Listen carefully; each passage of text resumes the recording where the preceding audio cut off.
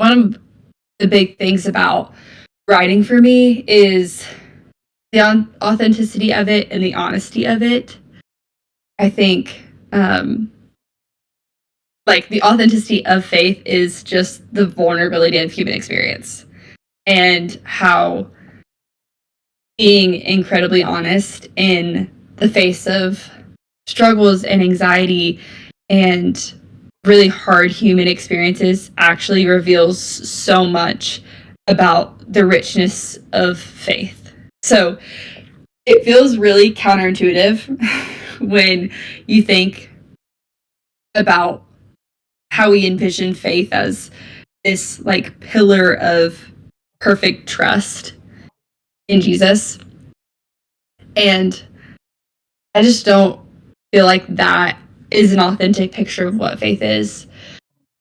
Because I don't think it's without doubt or questioning or wrestling. And so I think the beautiful part of trying to write authentically about your faith is being incredibly honest with the hardship of faith. And I kind of didn't realize that until I had like was working on printing my first poetry book, and I was really struggling with all of my poems that don't feel like praise or uplifting or encouraging. And I just sat with Jesus in that and asked him about it. And I felt like in order to get the full scope of how he has redeemed and pursued me, I couldn't leave out all of the discouraging moments and the hard moments that helped me be honest about how much I needed him. And so I think the gift as well in that, in sharing our struggles and confessions and writing, is like you're also granting freedom to someone else to do the same. And I think one of the easiest ways that the enemy can get us is making us feel alone and like we're the only person that's ever experienced this emotion before. And that's just not true. And so I think if we're really honest about our wrestlings with faith, with faith and our relationship with Jesus, it can grant a lot of freedom to others as well. My tips for writing as worship, like this, they're tricky because I think our definition of worship can be such a box sometimes of like, oh, it has to look this way and it has to be produced for this reason. And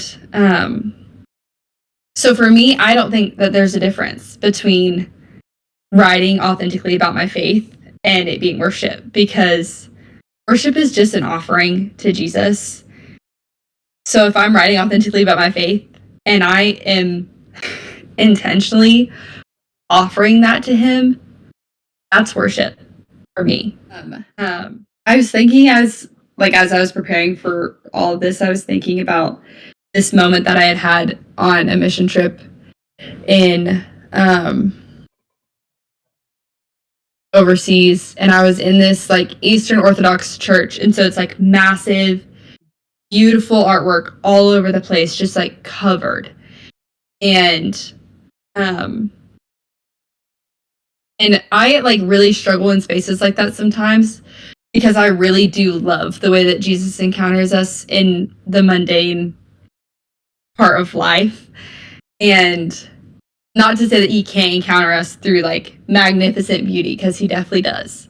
But I was just like really struggling to feel connected.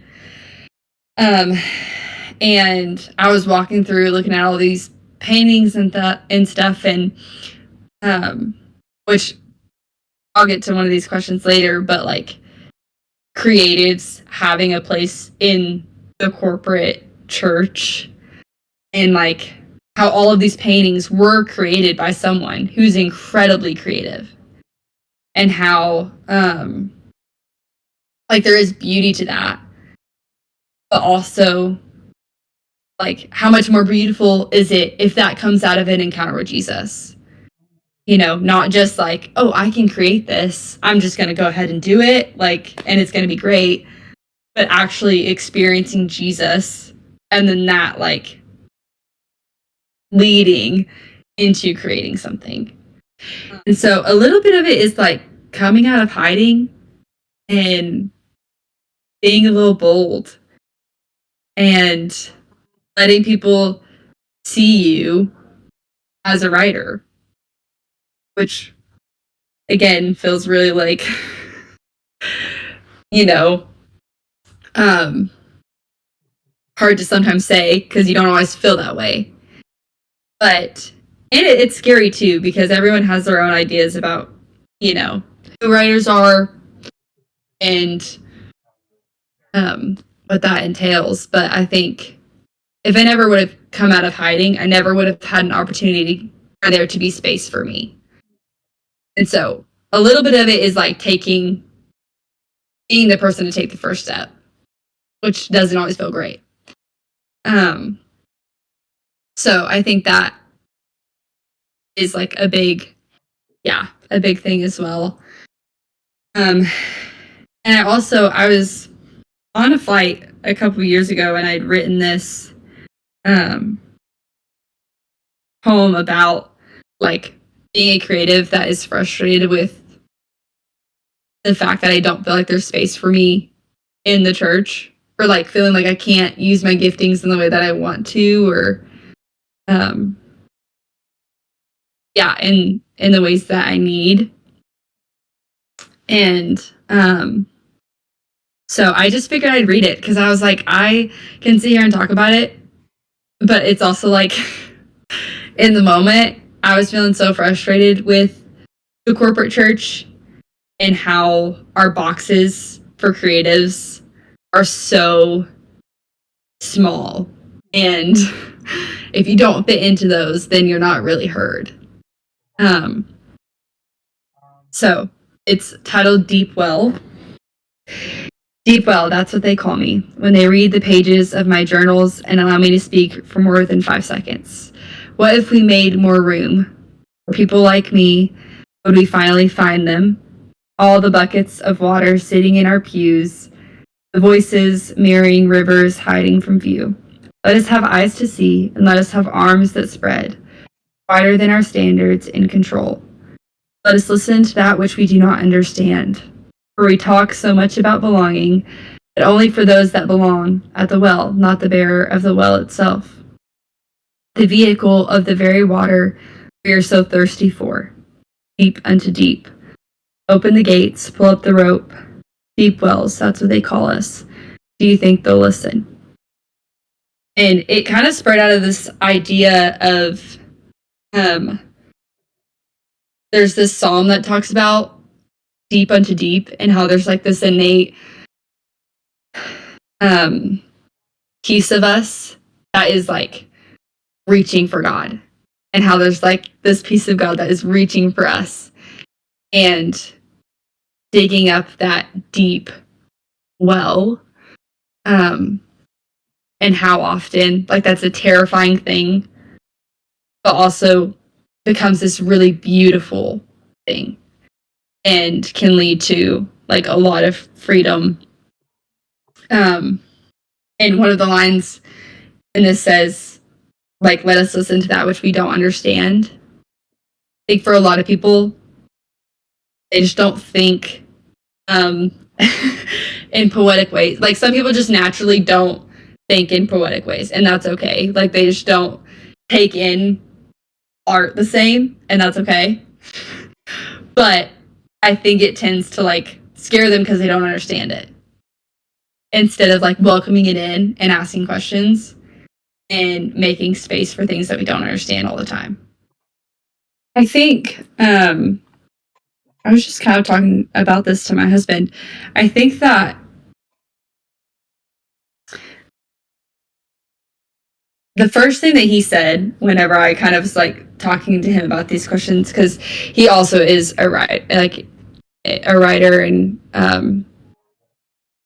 writes a lot of poetry, and but whenever we were talking about like serving, the first thing he said was like, I feel like writers can move people in prayer and teaching just more effectively. Like, I just feel like they have a gift for like understanding and communicating things that are easy for people to grasp. And this might sound silly, but like, I have been teaching these like a Sunday school class for 3 years since I've been here, and they started out as first graders and now they're third graders. And in my head, the way that I think is like super analytical and like very adult and academic, you know.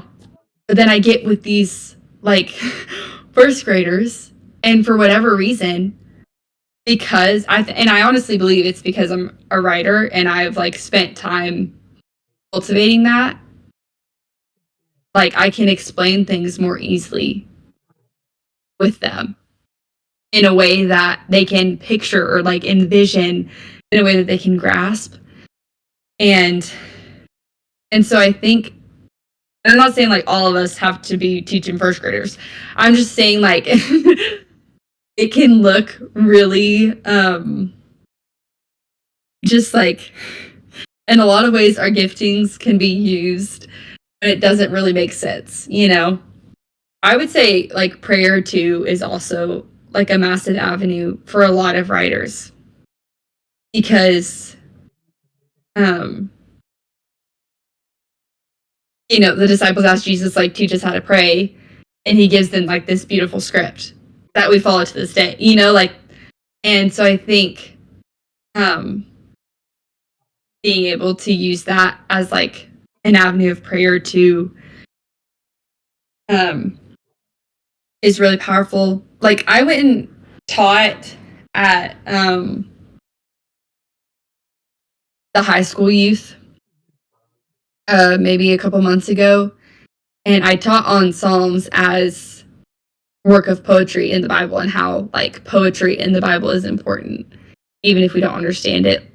And like a couple of girls came up to me after, was like, I read poetry, and like I just like, just seeing you talk about it encouraged me so much. And like, I'm incredibly grateful and honored for the avenues that I get to be in to use my gift. But I also think like it can look different and um, take different form in the ways that you serve. Even when I wasn't a writer, I was a reader, and I just like loved good authors. I loved good words. I was like, even if the plot is absolutely awful and like hard to follow, it doesn't matter if you like, if I felt power in your words.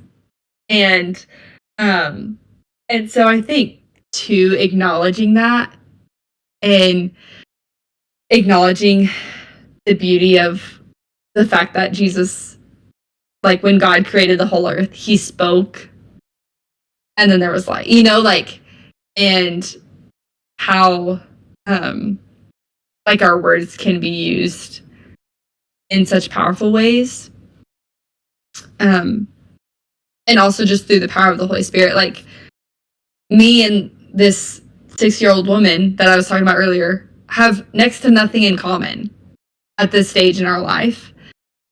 And yet, like, I knew that when I had put into my work, those words were gonna move and shift with every person that read them, because we've all had different experiences.